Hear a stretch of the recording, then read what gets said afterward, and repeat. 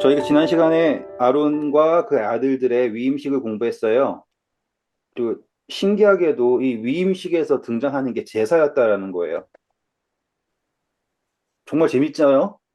위임식을 할 때 뭐 다른 이벤트가 있을 수 있지 않습니까? 그런데 그 위임식의 핵심은 제사인 거예요. 근데 제사가 뭐 특별한 제사였어요? 아니죠. 똑같은 번제고, 똑같은 속죄제고, 그쵸? 음, 그러니 이 제사라고 하는 것 자체가 뭐 누군가에게만 특별한 것이 아니라 모두에게 같은 의미를 갖는다. 그리고 이 번제와 속죄제 그것을 지난 후에 드디어 위임식 양이 잡히고 그때야 비로소 제사장이 되잖아요. 그렇다라는 건요. 제사장이 제사를 드릴 수 있으려면 그 제사를 경험해야 되네요. 그러면 다시 또 방향성이 새롭게 생기죠. 그렇죠? 그러니 제사를 드리기 위한 사람 역시도 제사가 필요한 건데 그 제사가 필요하다라고 하는 것이 조금 다른 의미가 되는 거예요, 이제. 왜냐하면 죄인의 경우에 제사가 필요한 것은 죄를 씻기 위한 제사잖아요. 음.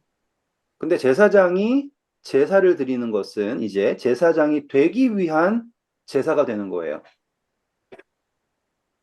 그러면 이제 이렇게 생각해 볼게요. 죄인 저기, 적고 여기에다가 헷갈리지 않게 아론이라 적을게요. 여긴 위임식이고 여기는 제사예요, 만약에. 근데 나오는 결과가 어떠냐 이거예요. 같아. 신기하지 않아요? 결국에 아론이 뭐 대단한 사람이냐? 아닌 거예요. 아론도 죄인이에요. 음, 그리고 드려진 것도 번제고 속죄제고 똑같아요. 음, 남은 건 뭐, 그러니까는 아론이 이 위임식에 있는 제사를 아무리 뭐 잘 드려도 특별한 게 없는 거죠. 특별한 건 무엇이냐? 하나님의 택하심이에요. 음, 음.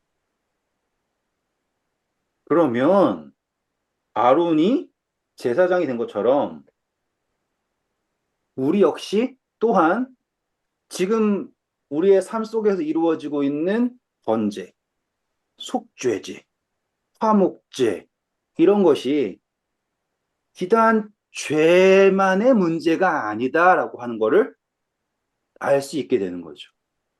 그것을 우리로 하여금 아론 마냥 하나님의 택하심만 깨닫게 되면 이것을 통하여 우리가 하나님께서 인류를 향하여서 궁극적으로 목적하신 너희가 왕 같은 족속이요 제사장이다라고 했지 않습니까? 그 목적으로 나가게 하는 이 절차를 우리로 하여금 참여하게 하신 거예요. 저는 그래서 이 8장을 볼 때 그게 신기한 거예요. 진짜 별거 없네. 우리에게도 같은 은혜가 주어졌구나.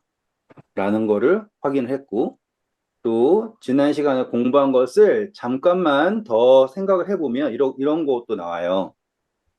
그냥 솔직히 얘기해서 우리가 공부한 내용도 와, 그렇구나라고 하지만 이걸 이제 묵상의 범위로 가면은 더 깊이 가고 더 멀리 갈 수 있고 그렇단 말이에요.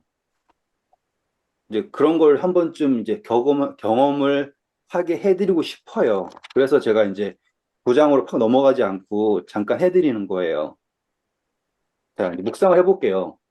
아론과 아들들이 그냥 제사장이 되면 어떨까요? 사람들이 뭐라고 하겠죠, 당연히. 너 모세랑 혈연 관계여서, 모세 형이어서 니들끼리 다 해먹냐? 뭐 이런 식으로. 나중에 반역도 그렇게 하잖아요. 그쵸? 너희들이 하나님의 회정 앞에서 스스로 높인다. 이렇게 하잖아요. 그런데 지금 이 아론을 하나님께 제사장으로 택하시고, 아론만 택하시지 않고, 아론의 아들들도, 다시 말하면 C라고 할게요. C도 택하신 거예요. 이 장면이 너무 멋진 거예요. 그러면 아론을 택하실 때 이미 그 씨도 택하셨다라는 묵상을 하시면 이건 예수님이 택함 받았다라는 그 이유 하나만으로 우리 역시 그러하다라는 묵상이 되는 거예요. 됐죠? 그러니까 이렇게 한 단계씩 깊이 가는 거라고요. 그런데 지금 하나님께서 아론의 기름 부으실 때 증인이 누구예요? 이 씨들이라고요. 음, 그 백성들도 증인이지만 가장 분명한 증인으로 서 있는 사람들이 바로 그의 아들들이에요. 그 씨라는 거예요. 음, 그래서 제가 지난 시간에 아론한테 기름 부음 받은 것이, 아론이 기름 부음 받은 것이 자녀들에게 간다라고 하는 거 제가 표현해 드렸잖아요. 제사장이 위임 받을 때마다 그 기름 만들어서 달라요. 하지만 여기에 핵심은 뭐냐면 아론이 받는가라는 게 중요한 거예요. 아론이 어떻게 받느냐? 모든 것을 입고 완전한 대제사장으로서 받는다라고 얘기하는 거죠. 한 번만 더, 제일 분명하고 확실한 증인은 누구이다? 바로 이 씨이다. 음, 그래서 하나님께서는 이 위임식에도 정말로 깊은 배려를 하신 거예요.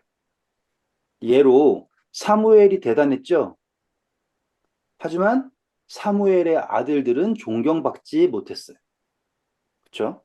음, 그런데 이 출애굽기를 공부하시면 아론의 아들들은 계속 존경받아요. 음, 아론의 아들들이 아론이 탁 죽고 나서 그 에봇이 아들에게 넘어갈 때 사람들이 그걸 존중한다고요. 왜 그러냐? 바로 이 위임식에서 그들이 함께 위임받았기 때문이에요. 그러면 예수님께서는 우리에게 어떠한 기름 부음을 원하시냐면, 이제 이게 묵상의 깊이가 깊어지는 순간이에요. 어떠한 기름 부음을 원하시냐면, 함께 기름 부음 받기 원하시는 거예요. 함께. 음, 예수님 혼자 죄 문제 해결하실 수 있고요. 예수님 혼자서 뭐 십자가, 뭐 승천, 만왕의 왕 다 할 수 있어요. 맞죠? 그런데 그분이 원하시는 것은 우리가, 그분의 씨인 우리가 그분과 함께 기름 부음 받기를 원하시는 거예요. 분명히 그분이 먼저 받으셨지만. 음, 왜냐? 그 함께 기름 부음 받는다라는 것은 그 누구도 부인할 수 없는 하나님의 인치심이 드러나기 때문입니다. 그리고 공부했잖아요. 아론에게 한 것을 그대로 아들들에게 했잖아요. 그러니까 예수님께서 내가 하늘에 올라가면 내가 받은 내 성령을 너희에게 주겠다라고 하셨죠. 하나님께서 내 이름으로 보내실 보혜사 이렇게 가는 거예요. 이제 이렇게 묵상을 하는 게 지금 우리가 공부했던 것의 이면을 보는 이러한 과정이에요. 그래서 한 번쯤 성경을 보실 때 시도를 해보세요. 그냥 짝 맞추는 것도 좋지만 중요한 것은 예수님과 나와의 관계를 발견하고 그리고 거기에서 어떠한 것을 내가 적용을 할 수 있는가 그걸 찾아보는 게 중요합니다. 음. 이거보다 더 많아요. 근데 지금 우리는 가야 할 길이 머니까 이 정도로 마치겠습니다. 자, 지난 시간에 우리가 마무리를 어떻게 했냐면 이 위임식을 하고서는 제사장들은 어디에서 일주일 동안 있어야 되냐면 성소에서 일주일 동안 있어야 돼요. 그쵸? 일주일 동안 모세가 준 고기를 먹고 소재물을 먹고 맞죠? 기억나시죠? 다 기억나셔야 돼요. 네. 번제로 다 태웠어요. 그쵸? 음, 소 소재물에서 기념물 태웠어요. 속죄제도 태웠죠. 그쵸? 음, 맞아요? 네. 근데 무엇도 태웠어요? 원래의 아론 제사장의 소유가 될 뒷다리까지 태웠어요. 내장부터 뒷다리까지 태웠어요. 그쵸?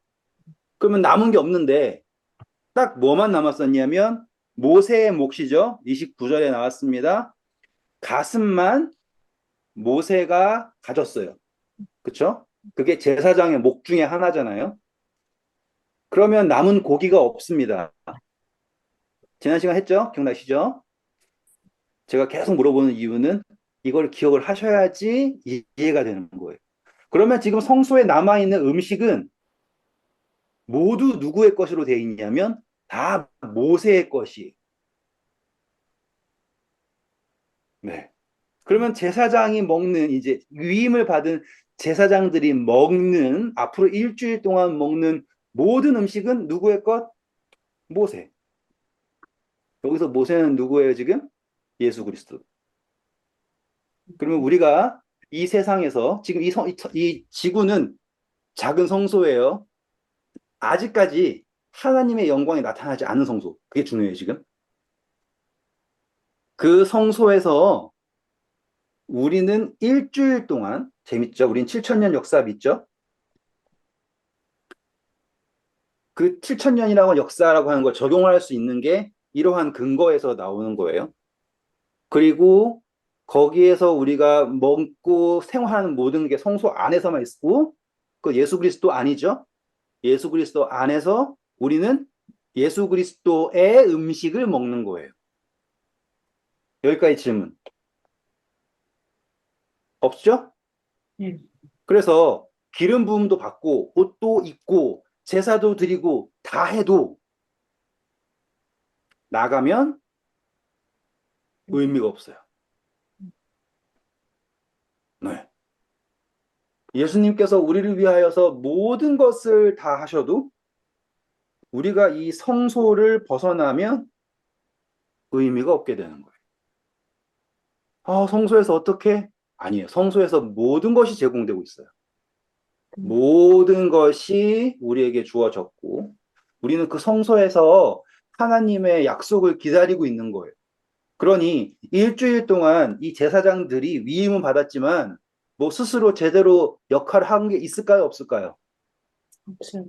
전혀 없어요. 그렇죠? 읽어보시면 딱 나오잖아요. 이래 동안 한 게 없죠. 네. 음. 33절 볼까요? 위임식은 이래 동안 행하나니 위임식이 끝나는 날까지 이래 동안은 회막문에 나가지 말라. 네. 그냥 그거가 끝이에요. 거기에서 이 사람들이 본래 할 수 있던 뭐 우리 아침마다 상번제 드리면 제 들고 나가고 하는 것들 있죠. 음. 제사장이 해야 할 것들. 음. 그런 것들을 안 했어요. 왜냐하면 제사장이 성소 안에만 있어야 되니까. 음. 어떻게 잤을까? 뭘 했을까? 저도 몰라요. 우리가 우리 삶을 묵상해 보면 우리가 뭐 하나님의 거룩한 제사장으로서 뭐 대단한 역할을 하는 것 같아요? 그런 거 없잖아요. 그렇죠? 음. 우리가 할 수 있는 게 없어요. 그래서 생각해 보면 이 아론과 아들들이 일주일 동안 이 하루 24시간 그 보통 긴 거 아니에요. 아무것도 안 하고 있는 거. 근데 일주일 동안 그 공간 안에서 누가 막 지켜보고 있는 것도 아니고 그러면 아들들이 아론한테 와가지고 아빠 여기 뭐해요? 그러면 뭐 거기 그날 그때 성경이 있었어요? 없었죠? 음. 아론하고 그 아들 넷이서 다섯이 앉아가지고 모세는 뭐 그냥 솔직히 말하면 그 아론 아들들 입장에서는 모세는 진짜 껄끄러운 삼촌이었을 거예요. 그렇죠? 좋은 삼촌일 수도 있겠지만 그냥 좀 껄끄러울 것 같아요. 음. 근데 일주일 동안 뭘 해야 되는지도 아직 모르잖아요. 그렇죠? 제가 왜 이렇게 막 깎아 내리듯이 말하냐면 아론과 그의 아들들이 무언가 대단해서 제사장의 직무가 된 게 아니라 그 일주일을 성소 안에서 약속을 믿고 기다린 거예요. 똑같이 우리도 이 삶에서 아직 모르겠어요. 과연 내가 제사장으로서 뭘 할 수 있는지 모르겠어요. 하지만 하나님의 택하심을 믿고 그분께서 나를 세우셨다라는 것을 믿고 기다리는 것, 인내하는 것, 그것이 제사장이 처음 배워야 되는 거였어요. 성소 안에서 기다리는 것. 모세도 그 안에 같이 있었겠죠? 일주일 동안? 그렇겠죠. 뭐 모세는 왔다 갔다 할 수 있었겠지만 모세가 그 모든 것을 관장하잖아요, 지금. 아무튼 제가 이것만 적을게요. 성소 안에서 기다림. 우리는 여기서 성소를 예수 그리스도로 생각하면은 되는 거예요. 그래서 기다리는 게 핵심이었습니다. 9장 1절. 여덟째 날에 모세가 아론과 그의 아들들과 이스라엘 장로들을 불러다가 아론에게 이르되 속죄제를 위하여 흠없는 송아지를 가져오고 번제를 위하여 흠없는 수량을 여호와 앞에 가져다 드리고 이스라엘 자손에게 말하여 이르기를 너희는 속죄제를 위하여 수염소를 가져오고 또 번제를 위하여 일련되고 흠없는 송아지와 어린 양을 가져오고 또 화목제를 위하여 여호와 앞에 드릴 수소와 수량을 가져오고 또 기름 섞은 소재물을 가져오라 하라. 오늘 여호와께서 너희에게 나타나실 것임이라 하매. 감사합니다. 정말 재밌는 거죠. 이제 여덟째 날, 일주일이 끝나고 여덟째 날. 성경에서 8일이라고 하는 것은 매우 중요합니다. 할례도 8일. 다시 태어났다는 뜻이에요. 그렇기 때문에 이 일주일이 지나고 나서 이제 아론이 제사장 역할을 하는 거예요. 이제. 근데 그 시작을 할 때 준비물이 양쪽에 다릅니다. 아론에게 명령하죠. 그래서 아론 적을게요. 그리고 여기는 백성이 있습니다. 준비물 확인해 보세요. 2절 보시면 아론은 송아지죠. 그래서 속죄 제물로 송아지, 그리고 번제물로 양. 양이죠. 그러면은 이제 아론의 입장에서 준비물이 생겼어요. 그리고 3절 보시면 이제 이스라엘 백성들한테 묻죠. 그리고서는 등장하는 게 뭐예요? 수장. 염소, 그리고 킹제임스는 염소 새끼를 죄업물, 그리고 1년 된 송아지와 어린 양을 번제물. 맞아요? 네. 네네. 염소를 속죄, 그리고 번제, 송아지죠. 그리고 어린 양. 그리고 이제 그 다음에 나오는 거는 화평 헌물이고, 음. 이거 좀 이따 할게. 화평 헌물은요. 네. 자, 이제 이 아론하고 백성하고 이제 첫 조우를 하는 거예요. 예전에 알고 있던 아론이 아니고요. 예전에 알고 있던 백성이 아닌 이 조우를 하는데, 이 조우를 할 때 준비물이 있는데 속죄제로 송할 소예요. 숫소. 그러면 우리가 공부한 그대로죠. 그리고 번제라고 하는 거, 온전히 드림이라고 하는 걸로 됐어요. 그럼 된 거예요. 그런데 이제 아론의 입장에서 이제 백성들은 개인의 범죄는 뭘로 가는 거였어요? 염소로 갔죠. 그렇죠? 그래서 백성이 염소로 마중이에요. 원래는 소로 나와야 되잖아요. 대신 백성이 드릴 때 소 드려야 되죠. 네. 맞죠? 그러니까 이런 식으로 뭔가 완벽하게는 모르겠어요, 저도. 제가 이거를 완벽하게 안다면 전 여기에 없겠죠. 여러분들은 저를 만나지도 못할 거예요. 그런데 아이. 제가 이거를 계속 생각해 봤을 때 이 만남 자체가 서로가 서로를 어떻게 바라봐야 하는가라고 하는 어떠한 그런 의미가 있는 것 같은 거예요. 이해되셨어요? 그랬을 때, 아, 이 수장이라고 하는 게, 아론이 지금 지나온 게 위임식이잖아요. 근데 위임식을 할 때 소의 피를 바르지 않고 수장의 피를 바르고 오잖아요. 그쵸? 음. 그래서 아론이 등장을 할 때, 그래서 수장인가? 라고 하는 그러한 적용도 가능하고요. 그리고 백성의 입장에서는 송아지는 당연한 거예요. 그런데 이제 아론의 입장에서 백성을 한 명 한 명 바라볼 때는 이게 적용이 가능한가? 라고 하는 이런 묵상이 저에게 왔어요. 좀 더 깊이 해보세요. 저도 정확하게 모르겠지만은 이렇게 하나님께서 정확하게 너는 속죄제로 숫송아지 그리고 숫양 이렇게 말씀하시고 따로따로 하셨는데 뭔가 조금 다르잖아요. 음, 분명히 의미가 있을 거예요. 서로가 서로를 마주한다라고 하는 의미에서. 저도 잘 모르지만 해보세요.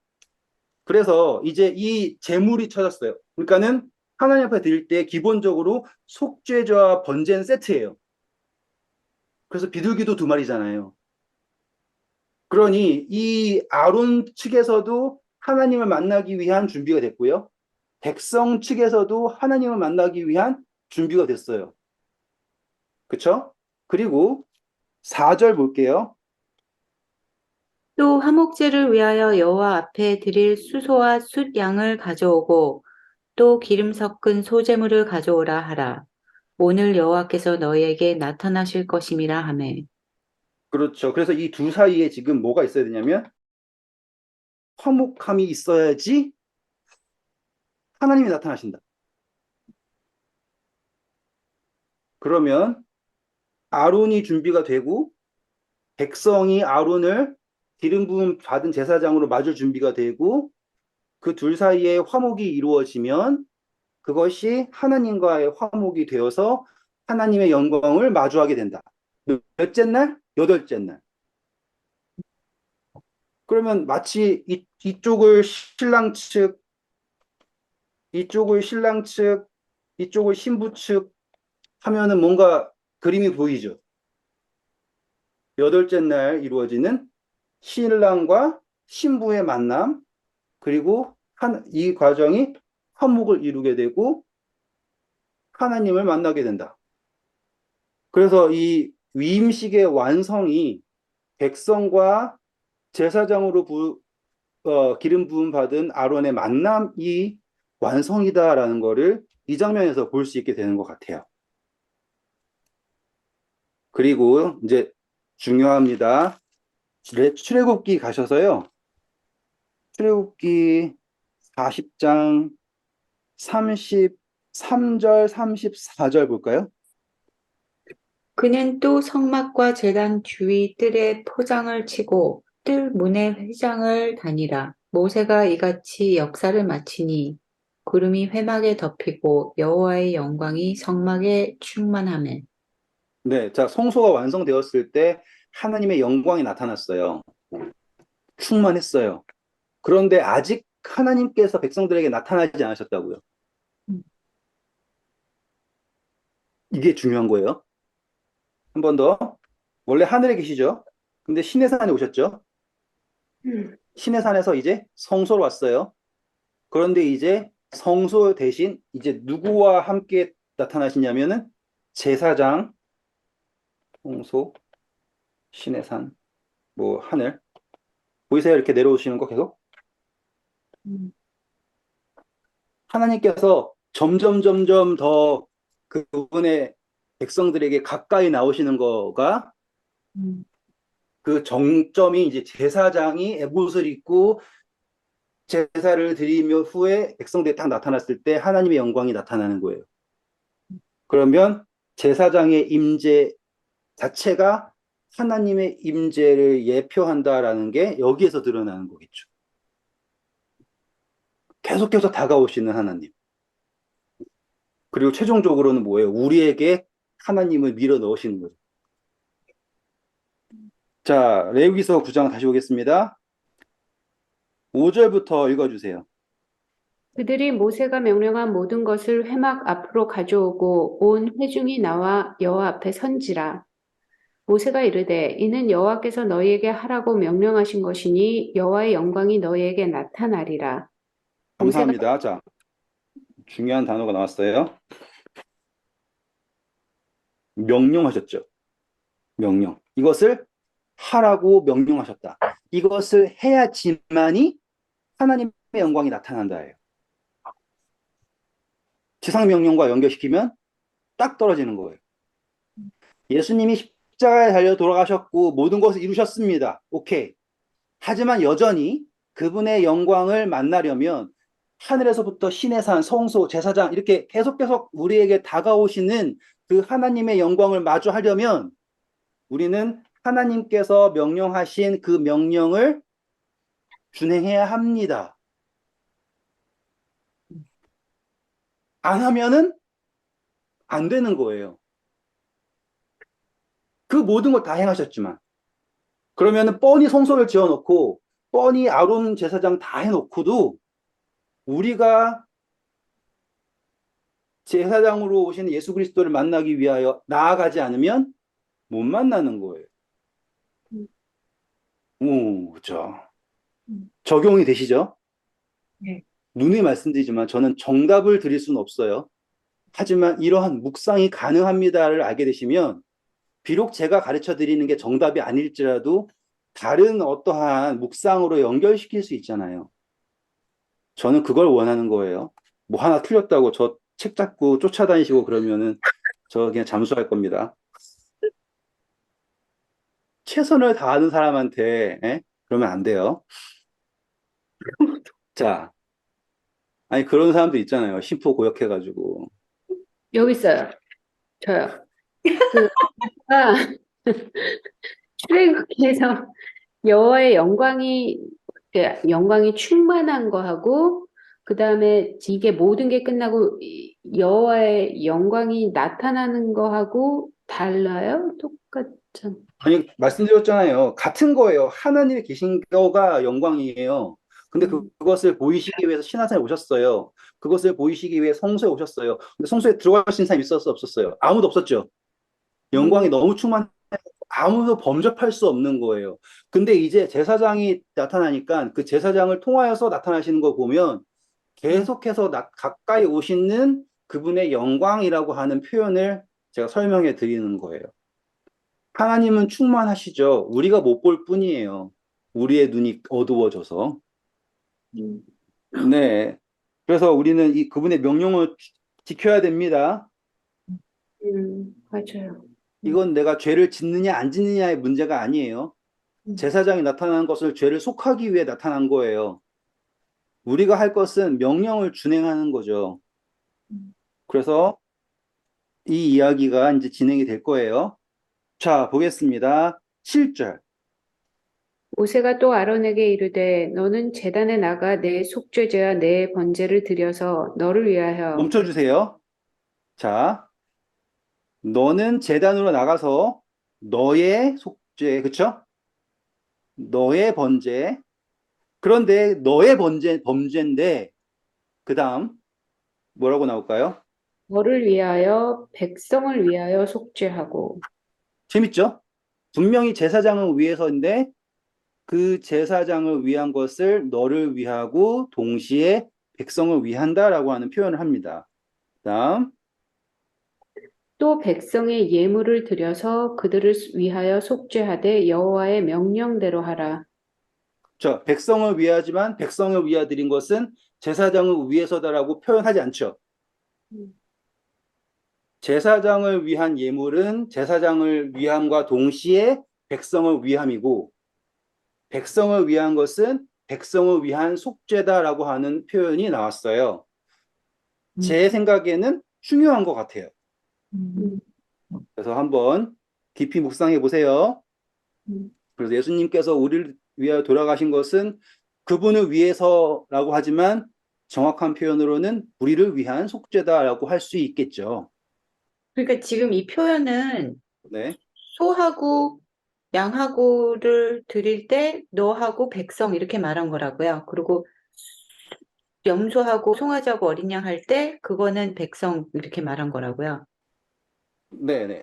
음. 여기에서 이걸 할 때는 너와 안 보여. 네. 너와 백성을 위한 표현이 함께 등장을 하고 음. 백성의 예물을 드릴 때는 백성을 위해서라고 하는 표현이 나왔어요. 제 음. 생각에는 중요한 것 같아요라고 하는 거예요. 네. 참 안 중요하다 생각하시면 넘어가셔도 되고요. 중요하다고 생각해요. 그러니까. 네. 자, 그래서 합니다. 8절. 이에 아론이 제단에 나가 자기를 위한 속죄제 송아지를 잡음에 아론의 아들들이 그 피를 아론에게 가져오니 아론이 손가락으로 그 피를 찍어 제단 뿔들에 바르고 그 피는 제단 밑에 쏟고 그 자, 속죄제물에 그러면 나왔죠. 속죄제물이에요. 이제 등장하는 게 모세가 아니에요, 이제.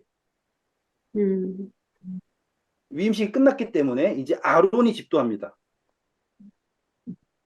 피를 가져오는 것도 누구예요? 아론의 아들들이에요. 특별하죠? 그래서 아까 말씀드렸던 거예요. 아론이 기름 부음 받을 때 증인으로 다 옆에 있던 게 아론의 아들들. 하나님께서는 그 씨를 함께 기름 부으셨다. 이게 중요하다라는 게 여기에서 이제 아론이 하는데 아론의 아들들이 쫙 오는 거죠. 그래서 새벽 이슬 같은 뭐 이런 거 다 적용할 수 있어요. 그래서 이제 뿔을 발랐습니다. 그러면 이 뿔은 제단 뿔이겠죠? 네. 그리고 그 피를 바닥에 쏟았습니다. 그럼 우리 공부 다 했어요. 그 의미에 대해서. 그럼 어떻게 되겠습니까? 10절. 그 속죄제물의 기름과 콩팥과 깡꺼풀을 제단 위에서 불사르니 여호와께서 모세에게 명령하신 것 같았고 그 고기와 가죽은 진영 밖에서 불사르니라. 그럼 아론 재밌죠? 왜 재밌어요?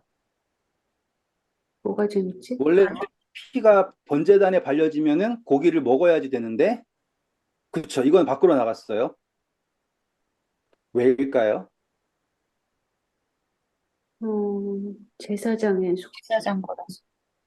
그렇죠. 이제 여러분들 다 통과하셨습니다. 제사장을 위한 소이기 때문입니다. 완벽해요. 이제 뭐 박사님 됐네, 이제. 딱 논리적으로 나왔잖아요. 그쵸? 야, 이제 뭐 진짜 제가 더 이상 드릴 말씀이 없습니다, 여러분. 감격합니다, 제가. 감격스러워요. 이렇게 눈물 흘릴 수도 없고. 그래서 나갑니다. 진영 밖으로 나갑니다. 음, 음. 그럼 12절, 이제 다음은 번제겠죠. 읽어주세요.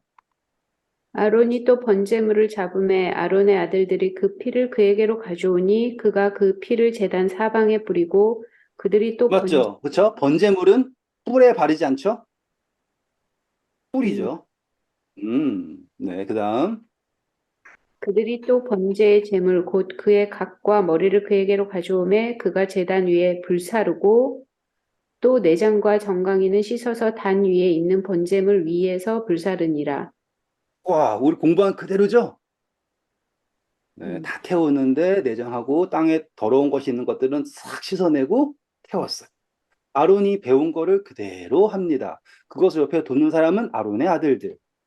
배운 거 그대로 하고 있어요. 야, 그 다음입니다. 자, 이제 백성을 위한 거가 등장하겠죠? 읽어볼까요?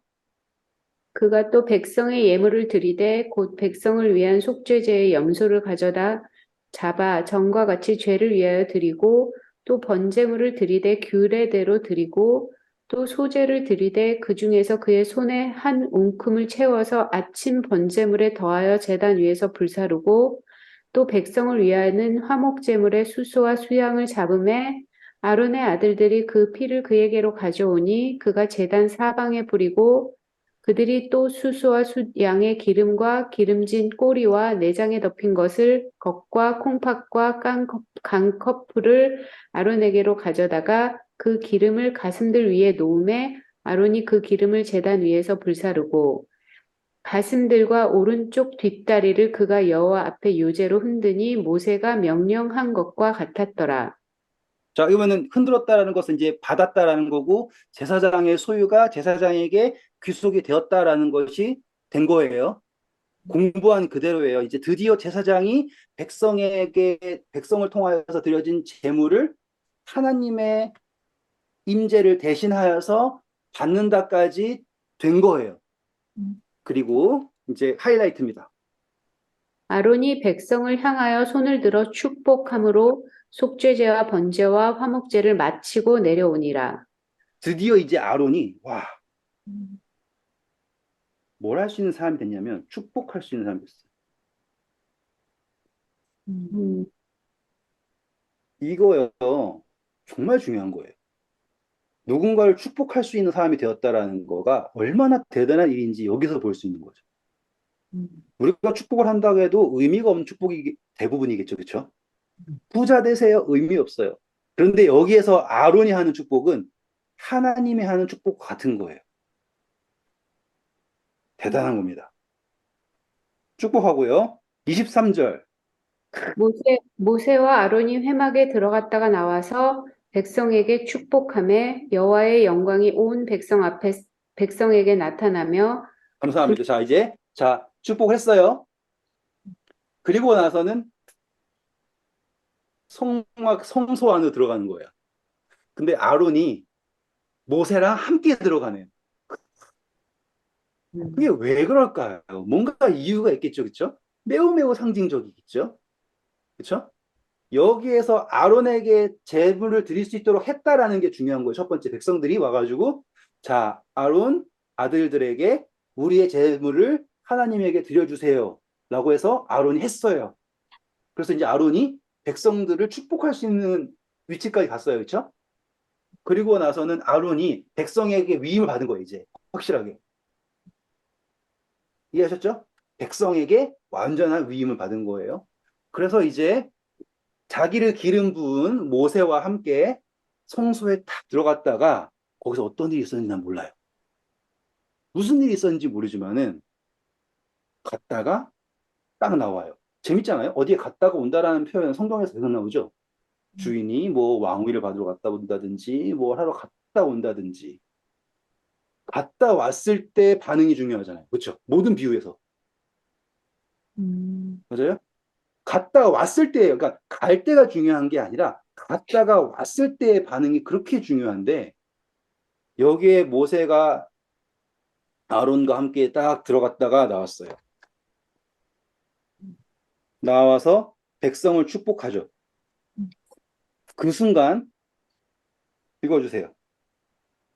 여호와의 영광이 온 백성에게 나타나며 불이 여호와 앞에서 나와 제단 위 번제물과 기름을 사른지라 온 백성이 이를 보고 소리 지르며 엎드렸더라.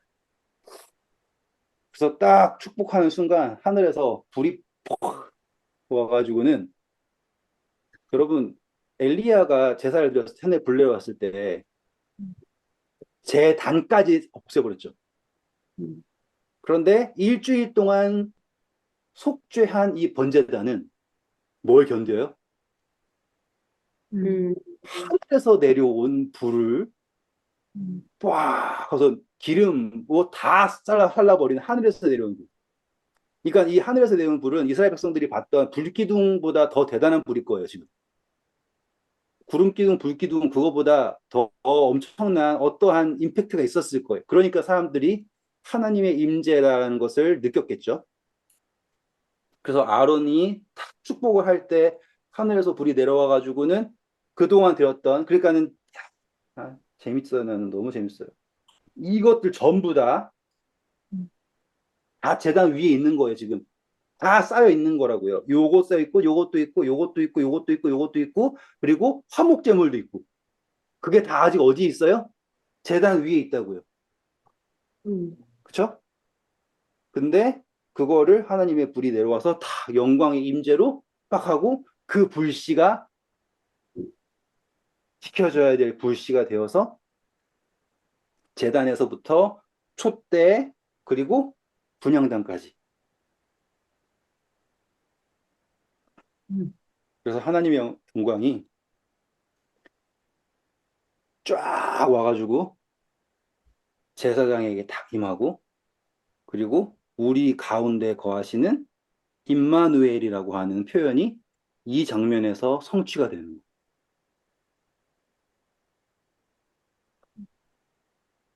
여기서 좀만 더 깊게 가볼게요. 음, 아론이 형제였어요. 그쵸? 우리 중에 한 명이었어요. 그런데 어떻게 되어서 기름 부음 받았고 제사장이 되었네요. 이 제사장이 되었다라는 증거가 뭐냐면 하늘에서 불이 내려온 음, 하늘에서 내려온 불. 맞아요? 계시록에서 짐승의 표라고 할 때 계시록 13장입니다. 거기에서 어떠한 장면이 강조되는 게 뭐냐면 명하여서 하늘에서 불도 내려오게 하죠. 음, 성경절 필요하신 분들 위해 찾을게요. 레위기서 13, 레위기서래요. 계속 레위기 하다 보니까 이제 레위기가 붙네요. 계시록 13장이에요. 큰 이적을 행하되 심지어 사람들 앞에서 불이 하늘로부터 땅에 내려오게 하고 네, 자, 어디서 나온다고요? 사람들 앞에서.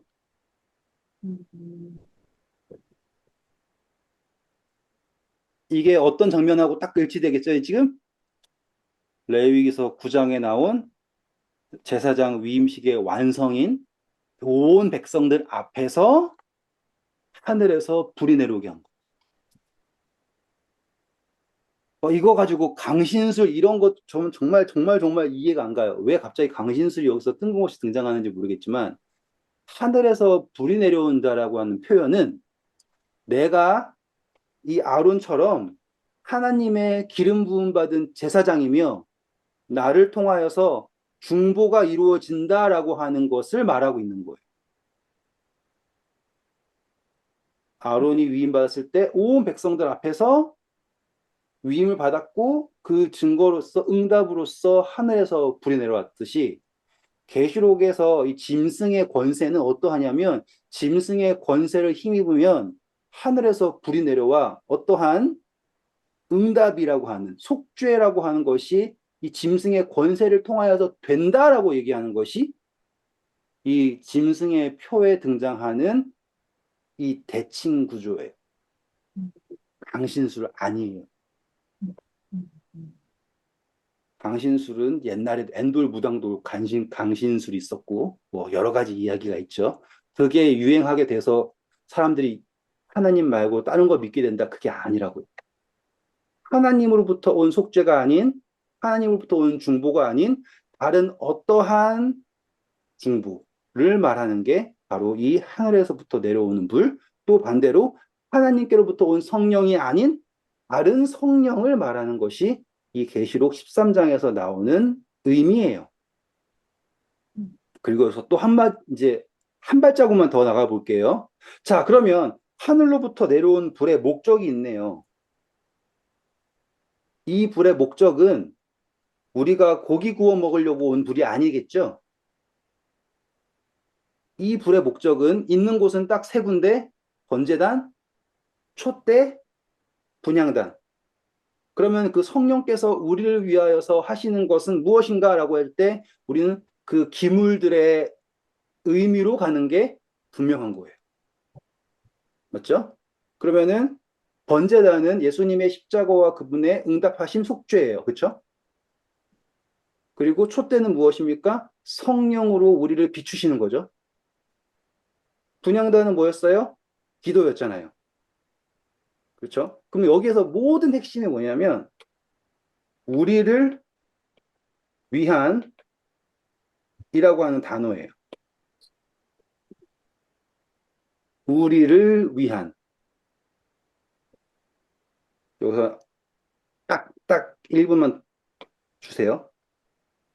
여기에서 우리를 쏙 빼고 나라고 하는 걸 집어넣을 때 이게 삐뚤어지기 시작을 해요. 우리가 아니라 나라고 하는 거가 들어갈 때 예수님이 우리의 개인의 구조 맞아요. 좋아요. 그런데 이게 삐뚤어질 때가 뭐냐면 나를 위한이라고 할 때가 삐뚤어지는 거예요. 성령을 사람들이 뭐로 생각하는 거예요? 내가 어떻게 사용하는 무엇인가라고 생각하는 순간 삐뚤어지는 거예요. 그게 나답과 아비후가 이제 곧 들여서 죽게 될 잘못된 불이에요. 그게 10장에 나오는 거예요. 하나님께서 모두를 위하여서 그분의 임재를 보이기 위하여서 내린 불이 아닌 자기가 생각하는 신기한 불을 들이죠. 10장 1절 읽어볼까요? 아론의 아들 나답과 아비후가 각기 향로를 가져다가 여호와께서 명령하시지 아니하신 다른 불을 담아 여호와 앞에 분향하였더니 네, 이래서 그들이 죽게 됩니다. 우리를 위한 불이 아니라 내가 생각하는 어떠한 불이라고 하는 위험한 도전을 하게 된 것이죠. 네, 오늘 수고 많으셨고요. 이제 한동안 쉬게 되겠지만 우리가 정말로 감사하게도 이 제사라고 하는 거를 다 했어요. 그리고 아까 보니까는 다 이해하시고 있네요. 전 너무너무 감격스럽고 놀라웠습니다. 우리 한 달 후에 만날 때는 얼마나 발전된 모습일지 기대를 하면서 아마 저는 발전은 못할 것 같지만 열심히 노력을 해볼게요. 아무튼 한 달 동안 안녕히 잘 쉬시기 바랍니다. 감사합니다.